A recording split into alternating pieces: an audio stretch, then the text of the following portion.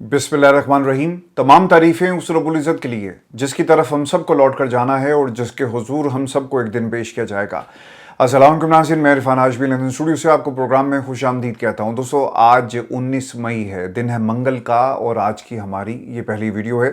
दोस्तों, 3 खबरों पर तफसील से हम बात करेंगे। पहली खबर, पाकिस्तान में आइन को मुअत्तल कर दिया गया है और तालिबान की गैर मुअय्यना मुद्दत के लिए तोसी का एक प्लान बनाया जा रहा है। नवाज शरीफ, शहबाज शरीफ के कुंबे की हुकूमत हमेशा के लिए कायम की जाएगी और इनका साथ देगी पाकिस्तान की इस्टेब्लिशमेंट। ये घनूनी साजिश जमहूरियत के खिलाफ हो रही है और आसिफ अली जरदारी साहब ऐवान सदर से कब बाहर आएंगे, ये सवाल किया है फजल रहमान साहब ने। और क्या एक बड़े इत्तेहाद की तैयारी की जा रही है, क्योंकि मुल्क गिर एहतजाज का ऐलान कर दिया गया है तहरीक तहफ़्फ़ुज़ पाकिस्तान की तरफ से। और आज अड्याला के बाहर तहरीक इंसाफ एक बहुत बड़ा शो करने जा रही है। सोहेल अफरीदी अपने तमाम MPs के साथ मार्च करेंगे अड्याला की तरफ और रास्ते रात ही से बंद कर दिए गए थे। दोस्तों, इसकी तफसील भी आपके साथ शेयर करेंगे आज की इस नशिस्त के अंदर। और फिर एतजाज़ अहसन साहब की एंट्री हुई है और एतजाज़ अहसन साहब का आना और पाकिस्तान पीपल्स पार्टी ऑब्वियसली वो एक मजबूत इसके रुकन भी हैं और हमेशा ये कहते रहे, उनके पास बहुत सारी ऑफर्स थी कि नून लीग को ज्वाइन करें, तहरीक इंसाफ को ज्वाइन करें। तो उन्होंने कहा था कि मैं कभी भी पाकिस्तान पीपल्स पार्टी को नहीं छोड़ सकता।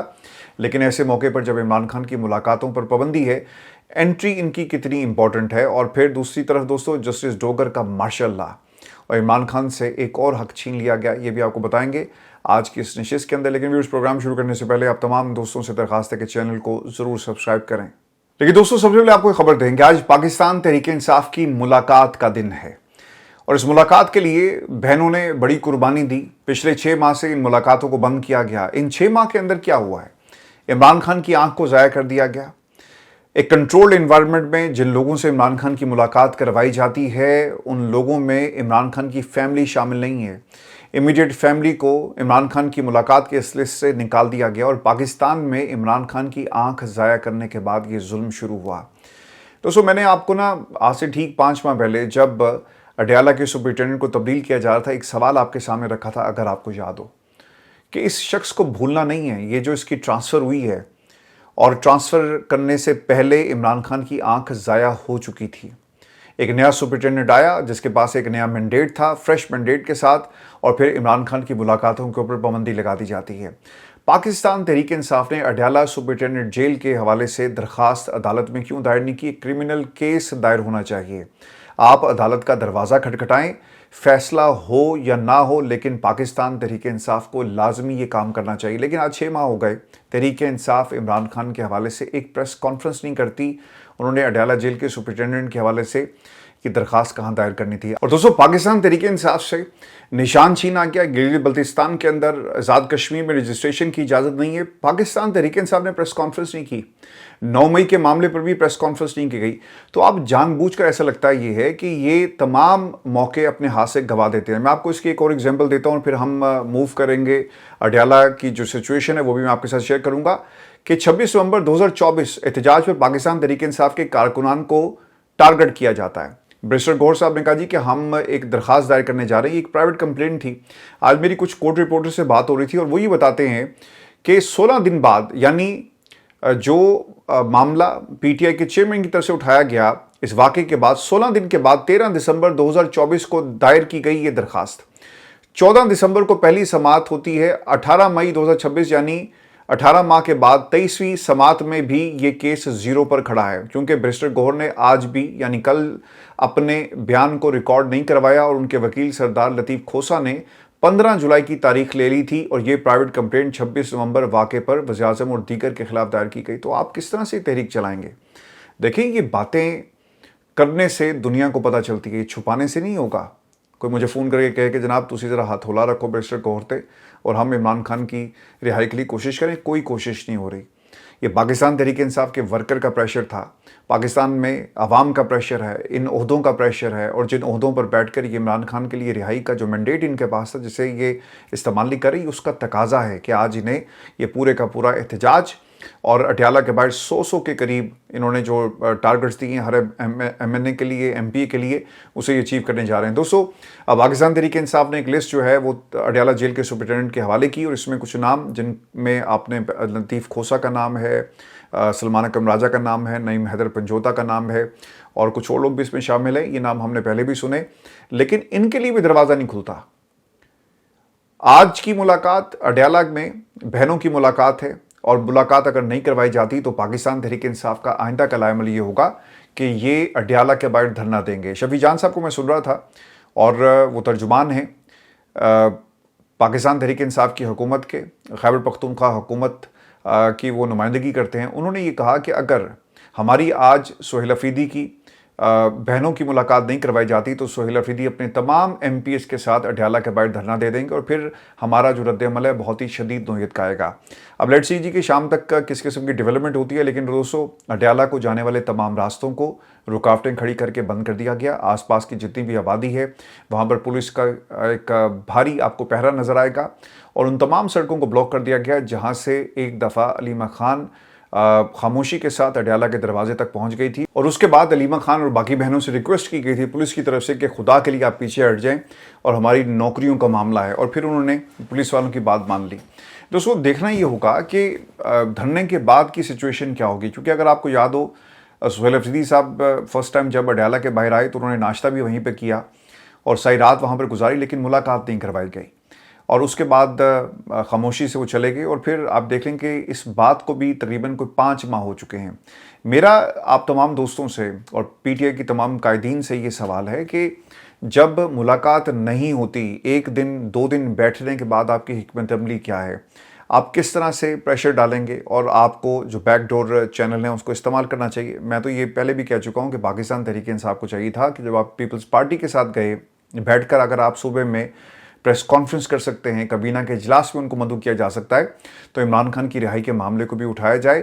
आपने किसी की प्रॉक्सी नहीं बनना और पाकिस्तान तहरीक इंसाफ ने जो रास्ता इख्तियार किया, आपके कंधे को इस्तेमाल किया जाएगा, लेकिन आपने ख्याल करना है। और दोस्तों अचकजई साहब पूरे मुल्क के अंदर एहतजाज करने जा रहे हैं जी जुमे वाले दिन।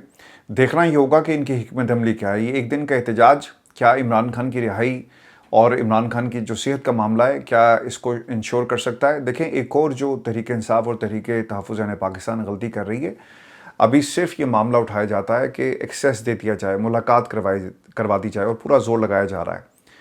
तो इसके बाद क्या होगा? एक दफ़ा मुलाकात हो गई तो क्या इमरान खान की रिहाई के लिए बार बार इसी किस्म की आपको एक्सरसाइज करनी पड़ेगी, सोशल मीडिया का प्रेशर, बाकी लोगों का प्रेशर, और फिर जाकर ये तहरीक चलाई जाएगी? तहरीक तहफ़्फ़ुज़ पाकिस्तान को बैठ कर ये फैसला करना होगा कि इमरान खान की रिहाई की तहरीक को फौरी तौर पर शुरू किया जाए और उसके लिए आपको अपनी मंजिल का तयन करना है और एक लाएमल अपने तमाम लोगों को देना है। आज अचकजई साहब ने जो फ्लोर ऑफ द हाउस बातें कही हैं, पहले इसको सुने और वो क्या कह रहे हैं और एकदम से ये तहरीक के अंदर तेज़ी क्यों आई। और सवाल ये है कि क्या अचकजई आने वाले कुछ दिनों में तहरीक इंसाफ और इमरान खान की रिहाई के लिए कुछ कर सकेंगे या नहीं कर सकेंगे, या सिर्फ एक दिखावा है। अचकजई साहब ये कहते हैं कि हम इस पार्लियामेंट में नहीं बैठेंगे, ना हम बजट में हिस्सा लेंगे और ना आपकी असम्बली चलने देंगे। अगर आप ये नहीं करेंगे हम अभी बाइकआउट करके निकल जाएंगे, दैट्स ऑल। कायदे हिज़्ब इख्तिलाफ महमूद खान अचकजई का पाकिस्तान तहरीक इंसाफ के पार्लियामेंटेरियन समेत इमरान खान को शिफा हस्पताल मुंतकिल करने के बाद जो उन्होंने ऐलान किया कि किया जाए, उन्होंने तनकीद की और उसके बाद वो पार्लियामान से वॉकआउट कर जाते हैं। दोस्तों आज एक और काम ये हुआ, जब इनकी वकला से मुलाकात हो रही थी तो एतजाज़ अहसन साहब की एंट्री हुई है। और दोस्तों एतजाज़ अहसन साहब को मैंने extensively over the years cover किया है और मुझे याद है कि जनरल परवेज़ मुशर्रफ के आखिरी दिनों में जब तहरीक अपने अरूज पर थी तो एतजाज़ अहसन साहब एक जगह में छुपे हुए थे, तो मेरी आंखों पर पट्टी बांधकर मुझे इनकी टीम उनके पास लेकर गई, क्योंकि बाकायदा मुखबरी हो रही थी, बाकायदा इनको फॉलो किया जा रहा था इनकी टीम को। तो मेरा उनसे रब्ता हुआ और मैंने फिर दीवारें फैलांग कर आंखों पर पट्टी मेरी बांधी गई और फिर मैंने जाकर इनका इंटरव्यू किया। और मुझे अच्छी तरह याद है एतजाज़ अहसन साहब की लाहौर में दुबई चौक जो है सदर के पास, वहाँ पे इनकी गिरफ्तारी हुई और SHO जो इलाके का था, क्योंकि मैंने काला कोट पहना हुआ था तो उसने समझा कि शायद ये भी वकील है, तो मुझे भी एतजाज़ अहसन के साथ जो है साथ गिरफ़्तार कर लिया गया था। बाद में उन्होंने मुझे छोड़ दिया क्योंकि मैं उस वक्त लाइव था, मोबाइल फ़ोन के ऊपर बीपर में दे रहा था जब एतजाज़ अहसन साहब की गिरफ़्तारी हुई। तो एतजाज़ अहसन साहब का पार्टी के अंदर आकर खड़े होना, इवन के मशवरा करना और उनके साथ उनकी राय लेना, ये एक बहुत बड़ा काम है। बाज़ लोग इसे पीपल्स पार्टी के साथ जोड़ रहे हैं। देखिए, इसका पीपल्स पार्टी से कोई ताल्लुक नहीं है। पीपल्स पार्टी फैसल करीम कुंडी के ज़रिए जो है वो अपने मामलात को देख रही है और वो कंधा पीटीए का इस्तेमाल कर रहे हैं। लेकिन एतजाज़ अहसन साहब इससे पहले भी बहनों के साथ खड़े हुए और वो गए भी, अगर आपको याद होगा तो इन्होंने डोगर की कोर्ट के बाहर कहा था कि हम यहीं पे बैठे हैं जब तक हमें तारीख नहीं दी जाती, और फिर तारीख जो है उनको देनी पड़ी। तो एतजाज़ अहसन साहब का एक मकाम है और आज उन्हें इन केसेस के हवाले से बाकायदा तौर पे बताया भी क्या। लेकिन अनफॉर्चुनेटली अब उनकी सेहत इजाज़त नहीं देती। लेकिन उनका आकर ऐसे बैठ जाना, यकीनन इससे कॉज को बहुत फ़ायदा होगा, और अगर उनकी सेहत ठीक होती तो यकीनन ये एक बहुत ही ज़बरदस्त किस्म का एडिशन होता। लेकिन अनफॉर्चुनेटली उनकी तबीयत ठीक नहीं है, और वो अगर तहरीक को लीड कर रहे होते तो यकीनन इसका कोई नतीजा निकलता। हामिद खान की तरह नहीं, और बाकी लोग आप देख लें कि उन्होंने किसी लेवल पर, इनके पूरे पूरे धड़े हैं, ग्रुप्स हैं इनके, लेकिन इमरान खान के लिए कोई रास्ता निकाल नहीं सके। दोस्तों, एक और बात जो आज अचकज़ई साहब जिस बुनियाद के ऊपर इस तहरीक को अब चला रहे हैं, और उन्होंने 2 कॉल्स दी हैं। पहली चीज़ यह है कि इमरान खान से हमारी मुलाकात कब होगी। उनकी आंख का मसला इंसानी मसला है, इसलिए उन्हें शिफा ले जाएं और ख़ानदानी और ज़ाती मौलजीन की मौजूदगी में उनका इलाज करवाया जाए। अगर आप ये नहीं करेंगे तो हम भी बाइकआउट करके निकल जाएंगे। और देखिए, 2 धमकियां दी हैं आज अचकज़ई साहब ने। एक है कि हम बजट सेशन के अंदर नहीं आएंगे, हम देखते हैं कि ये बजट कैसे पास होता है। और फिर दूसरी तरफ जो इमरान खान की रिहाई का मामला है, ये इन्होंने फ्लोर ऑफ द हाउस उठाया। देखिए, इसमें ना एक बड़ा जो इम्पोर्टेंट मामला है, अब देखना ही होगा कि पाकिस्तान पीपल्स पार्टी, क्योंकि बजट जी जून में आ रहा है, उससे पहले 28वीं तरमीम करवाने में और होने में और करने में और मानने में क्या ये सारी चीज़ें अचीव कर लेती है इस्टेब्लिशमेंट, और तहरीक पीपल्स पार्टी किस किस्म के रेजिस्टेंस शो करती है। अगर तो ये जून तक मामला गया तो यकीनन ये फिर बजट का जो इसको पास करवाने वाला मामला है, ये भी, इसमें भी एक बहुत बड़ी रुकावट खड़ी हो सकती है। तो Achakzai and the rest of the company जब तक तमाम धड़े इकट्ठे होकर इमरान खान की रिहाई या पाकिस्तान में पार्लिमान की रिहाई, जमहूरियत की रिहाई के लिए कोशिश नहीं करेंगे, आपको आपकी मंजिल नहीं मिलेगी। देखें, फजल रहमान साहब कोशिशें कर रहे हैं, मिल रहे हैं जाकर, और दूसरी तरफ जो दूसरा धड़ा है पाकिस्तान तहरीक इंसाफ का कराची वाला, जिसमें फवाद चौधरी हैं, इमरान इस्माइल हैं, और भी कुछ लोग इसमें शामिल हैं, मौलवी महमूद हैं, उनके साथ मुलाकातें हो रही हैं। अगर ये तमाम धड़े इकट्ठे हो जाएं और फिर एक तहरीक चलाई जाए तो यकीनन ये इस मुल्क के लिए और इस मुल्क की जमहूरियत के लिए बहुत ही एक अहम एक मोड़ हो सकता है। लेकिन सवाल ये पैदा होता है कि तमाम धड़ों को इकट्ठा कौन करेगा।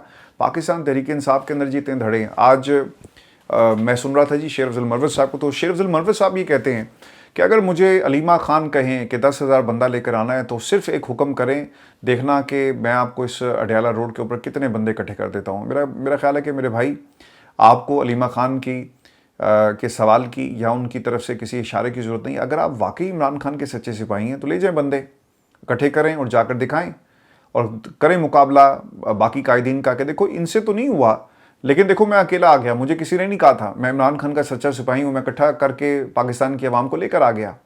लेकिन ये नहीं करेंगे, इनको ओहदे चाहिए, इनको मकाम चाहिए। अगर इनके पास ओहदा नहीं होगा तो ये कुछ नहीं करेंगे। आज देखिए अली बिन गंडापुर कहाँ है।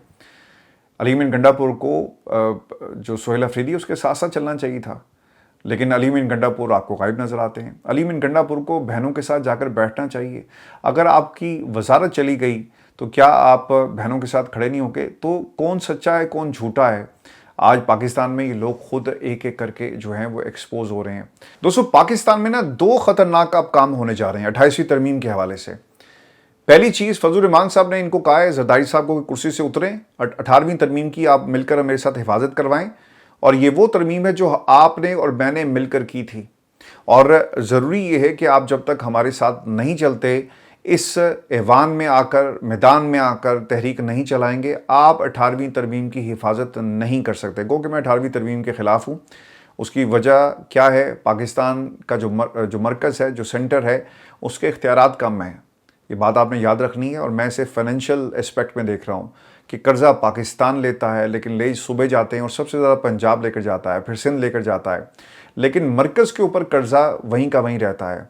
ये जो कर्ज़े 18वीं तरमीम के बाद बढ़े ना, आप अगर इसकी रेशो देखें तो ये आहिस्ता आहिस्ता बढ़ते चले गए। जब तक तमाम इख्तियारात 18वीं तरमीम से पहले मरकज़ के पास थे, फाइनेंशियल ऑटोनॉमी इनके पास थी, तो कर्ज़ों की जो स्पीड है वो इतनी नज़र नहीं आती आपको।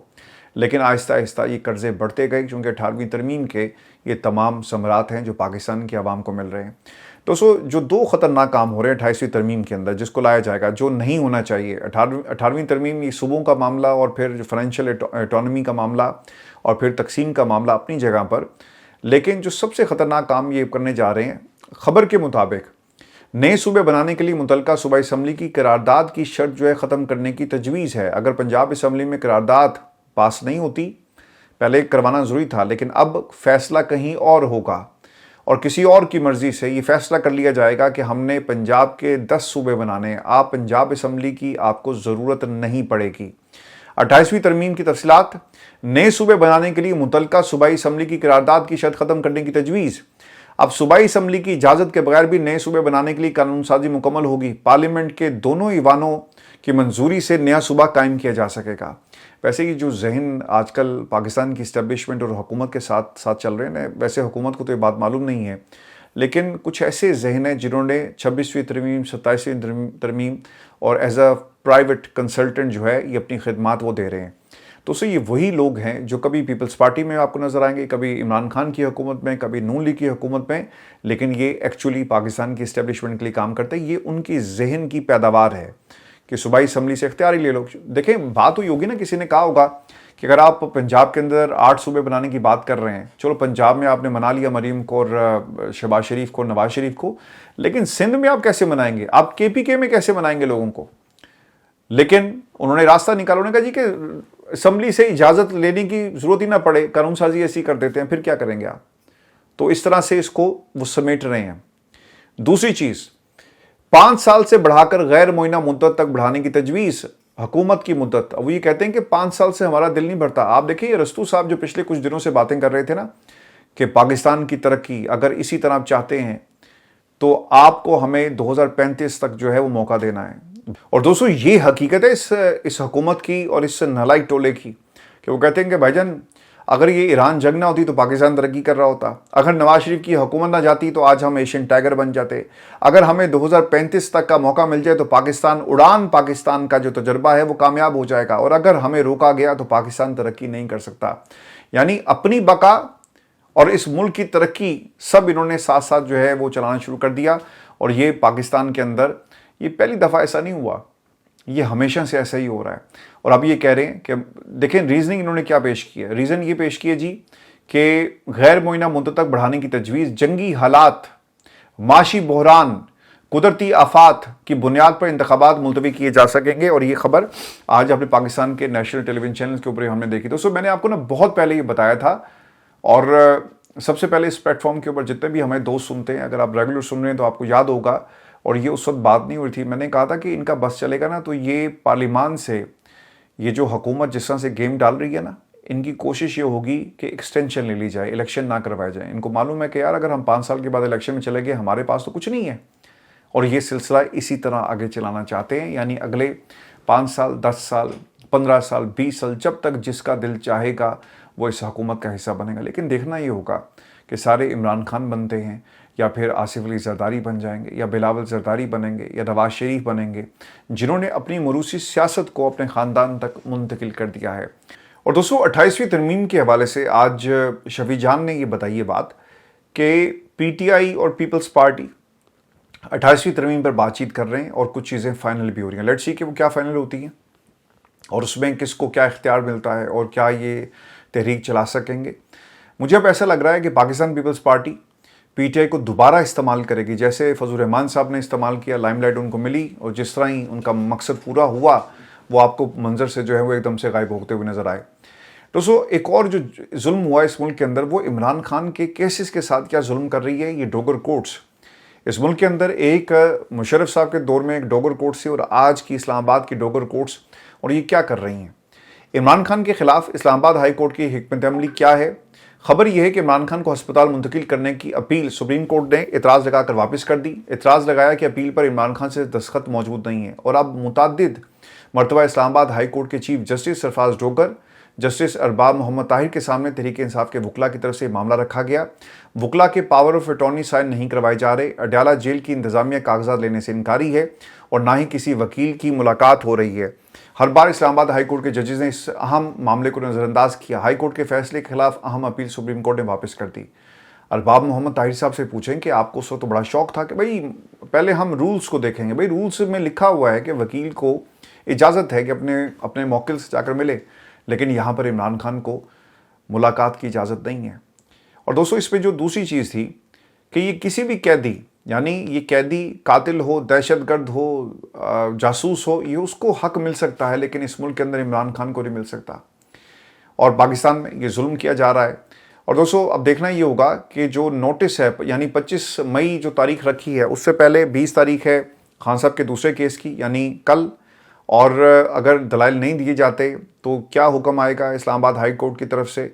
अब इसके ऊपर भी देखना है कि सुप्रीम कोर्ट ऑफ पाकिस्तान में ये मामला जाएगा या नहीं जाएगा, क्योंकि अगर इन्होंने फैसला तहरीक इंसाफ के खिलाफ दे दिया, खान साहब के खिलाफ दे दिया, तो इनके पास फिर एक ही चारा बचेगा कि ये आईनी अदालत में जाएंगे। और फिर वहाँ पे सवाल होगा कि भाई आपने दलाइल क्यों नहीं दिए। वो कहेंगे जी कि हमें हमारे मौकिल से इजाज़त नहीं थी, हमने इंस्ट्रक्शंस लेनी थी। लेकिन देखें, जज का जो मार्शल लॉ जो उसने अपनी इस्लामाबाद हाई कोर्ट में लगाया हुआ है ना, डिक्टेटरशिप जो आपको नज़र आ रही है, वो क्या है? वो कहता है कि अभी दलाइल दो, अगर तुम दलाइल नहीं दोगे तो हम इमरान खान के खिलाफ जो है फैसला दे देंगे। यही वो कह रहा है। और क्या कह रहा है? और दोस्तों, एक जनरल परवेज मुशर्रफ की डोगर कोर्ट्स और आज की एक डोगर कोर्ट्स, दोनों में कोई फ़र्क नहीं है और एक ही किस्म के फैसले आपको वहाँ से देखने को मिल रहे हैं। दोस्तों, जस्टिस सरफराज डोगर 20 माह तक इमरान खान की सज़ा मौतली की अपील नहीं सुनते। अब इसको देखें, पाकिस्तान में इस केस के अंदर जल्दी कैसी है। वो जल्दी क्या जी, सलमान सफदर ने अपनी दरखास्त में कहा कि मुझे मेरे क्लाइंट से मिलने दिया जाए। वो इस फैसले के खिलाफ सुप्रीम कोर्ट जाना चाहते हैं और वकालतनामा दस्तखत नहीं करने दिया जा रहा, जबकि डोगर कोर्ट्स ये कहती हैं कि 20 मई से दलाइल देना शुरू कर दें। इस केस में इससे ज़्यादा भयानक सूरत हाल पाकिस्तान की अदलिया के अंदर आपने इससे पहले नहीं देखी होगी। और ये पाकिस्तान के अंदर एक तरह से एक न्यू ऑर्डर बना हुआ है जी, जिसको आप सारे उबे कर रहे हैं। मैं आपको ना एक खबर और भी दे देता हूँ, और ये भी बड़ी तकलीफ दह खबर है। पिछले 2 दिनों से साइफर का मामला पूरी दुनिया में है। आज कासिम सूरी सच्चा साबित हुआ, आज इमरान खान सच्चे साबित हुए, आज पाकिस्तान के अंदर कोई झूठा साबित हुआ तो जस्टिस उमर अता बंदयाल साहब थे, जिन्होंने उस रात को जब साइफर और अदालत ने हुक्म दिया कि दोबारा से वहीं से पार्लियामान जो है वो अपना काम शुरू करेगी, यानी इस मुल्क के अंदर अदालत ने सहूलतकारी की है इस निज़ाम की आबियारी के लिए। जस्टिस सदर मिल्ला, जो बाद में बड़े इनकलाबी बन गए थे, उनकी अदालत में जनरल बाजवा की तहफ़्फ़ुज़ के लिए कि अगर इमरान खान ने उनको उनकी कुर्सी से हटा दिया तो वो अदालत रात को खुल जाती है। एक साहब चले गए और सबका प्रोटोकॉल लग जाता है, अदालतों की लाइट्स ऑन कर दी जाती हैं। और सुप्रीम कोर्ट ऑफ पाकिस्तान में फवाद चौधरी साहब के अल्फाज हैं कि हम हैरान थे कि अंदर से सेक्रेटरी इलेक्शन कमीशन और बाकी लोग पहले ही मौजूद थे, बंद अदालत में से वो नमूदार हुए। तो ये सहूलतकार थे, यानी अदलिया ने हर ज़माने में जर्नैलों की मदद की है और आज भी पाकिस्तान के अंदर यही कुछ हो रहा है। तो ये जो साइफर वाला मामला है ना, इसके ऊपर लोगों ने जो एग्जाम्पल्स देना शुरू कर दी और पाकिस्तान की इस्टेब्लिशमेंट की तरफ से जाहिर सी बात है जी, इंस्ट्रक्शंस जाती हैं। आप लोग हमें ताना देते हैं जी डॉलर कमा रहे हैं जी, तज्जिए करते हैं, बैकग्राउंड कोई और काम नहीं है। मेरे भाइयों, मेरी बात सुनो आज कि ये खबरें अगर इन पर कोई बात नहीं करेगा, जाके आप सुन लें तलत हुसैन को, आप जाकर सुने मंसूर अली खान को, आप जाकर सुने उन बाकी लोगों को जिन्हें एयर टाइम भी मिल रहा है और पाकिस्तान में इनकी मर्जी की सहाफ़त करने की इजाज़त भी है। आप सुने जाकर उन्हें, आप सुने उन लोगों को जिनकी करोड़ों में तनख्वाहें हैं और फिर वो एक इदारे से निकलते हैं, दूसरे इदारे का आकर वो चेयरमैन बनकर बैठ जाते हैं और उनको कोई पूछने वाला नहीं है। और दोस्तों, पाकिस्तान में ना 2 किस्म के साइफर को लेकर तज्जिए किए जा रहे हैं। एक हैं जी तलत हुसैन साहब और दूसरा मंसूर अली खान का। जी क्लिप किसी ने मेरे से शेयर किया, मुझे वैसे हैरानगी है कि वो नईम हैदर पंजोता ने क्यों नहीं कहा उस प्रोग्राम के अंदर जिसमें वो बार बार कह रहे थे कि जनाब ये सैंक्शंस वाली बात दिखाएं, कहाँ है इमरान खान का नाम, कहाँ पे। मेरे भाइयों, उस वक्त हुकूमत पाकिस्तान के अंदर नरेंद्र मोदी की थी, जिसके खिलाफ जो तहरीक है, तहरीक तमाद आई, किसकी हुकूमत थी? नवाज शरीफ की हुकूमत थी? किसकी हुकूमत थी? डोनाल्ड ट्रंप की हुकूमत थी? किसकी हुकूमत थी? हाउस ऑफ शरीफ के किसी फर्द की हुकूमत थी? जरदारी खानदान की हुकूमत थी? किसकी हुकूमत थी? वो कहते हैं जी कि लिखा ही नहीं हुआ। उस वक्त ये अल्फाज किसके थे कि भाई अगर तहरीक अदम एतमाद कामयाब हो जाती और सिस्टम चेंज हो जाएगा? किसके बारे में वो कह रहे थे? मुखातिब कौन था? और मॉस्को किसने दौरा किया?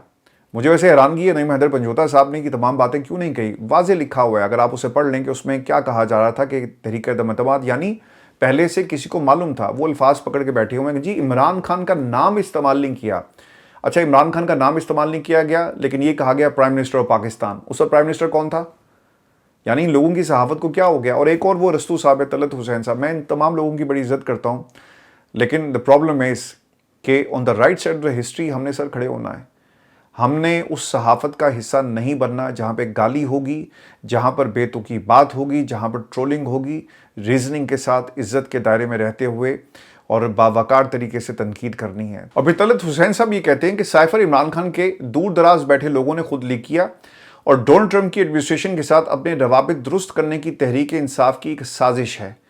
वो ये कह रहे हैं कि चूंकि बाइडेन आपका दुश्मन था ना, तो उसने देखें हमारी हुकूमत ख़त्म कर दी और हमारे से देखें जुल्म किया गया। वो इस बुनियाद के ऊपर डोनाल्ड ट्रंप के साथ करीब आना चाहते हैं। I don't know Talat Hussain साहब, उम्र होगी है सर आपकी, और आप से जब पाकिस्तान में जुल्म की बात की जाती है, जहाज़ की बात की जाती है, पंजाब गवर्नमेंट की कारकर्दगी की बात की जाती है, तो आप उसमें गद्दारी का एलिमेंट जो है ज़रूर निकाल के लेके आते हैं। आई डोंट नो इनको क्या हुआ, और जब इनके प्रोग्राम के ऊपर पाबंदी लगी उसके बाद ये ऐसे हो गए और वो आजकल इस किस्म के तज्जिए कर रहे हैं।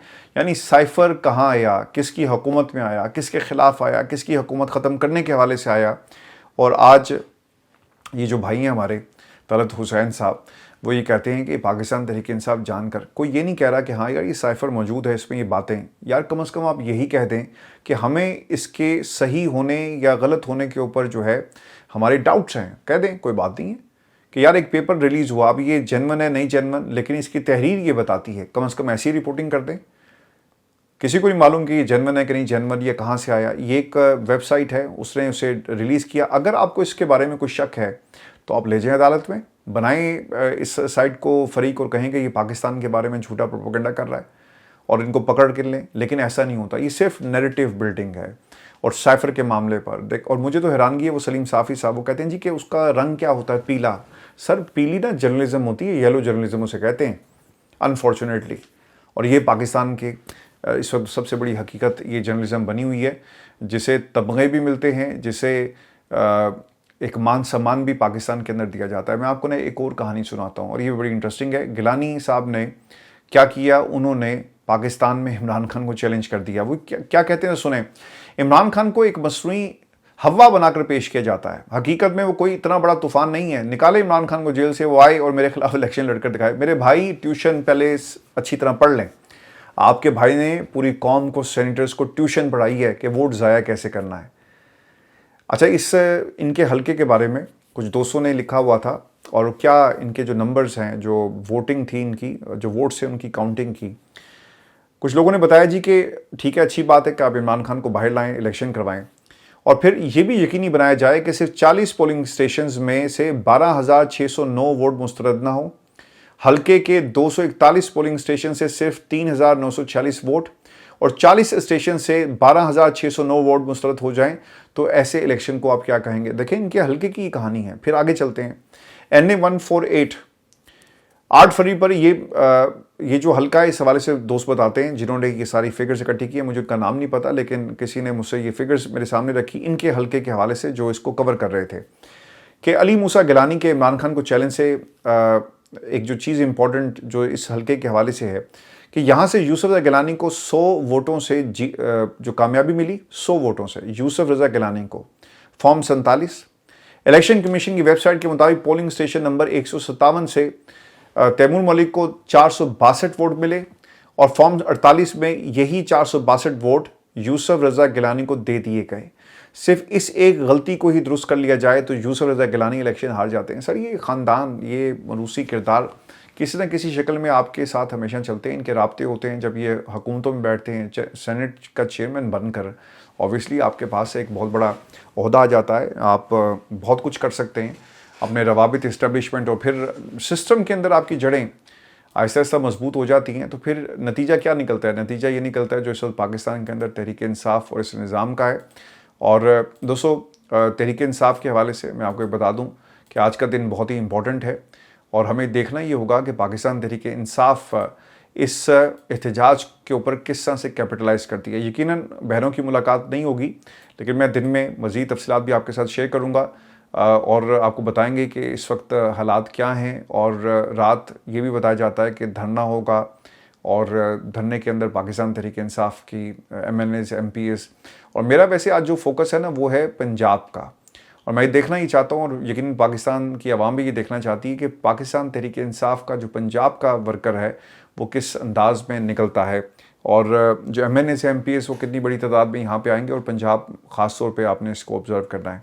ये हमारी आज की वीडियो से अपने कमेंट्स जरूर भेजिएगा, चैनल को सब्सक्राइब करना मत भूलिए। इजाज़त दीजिए, अल्लाह ने के बाद।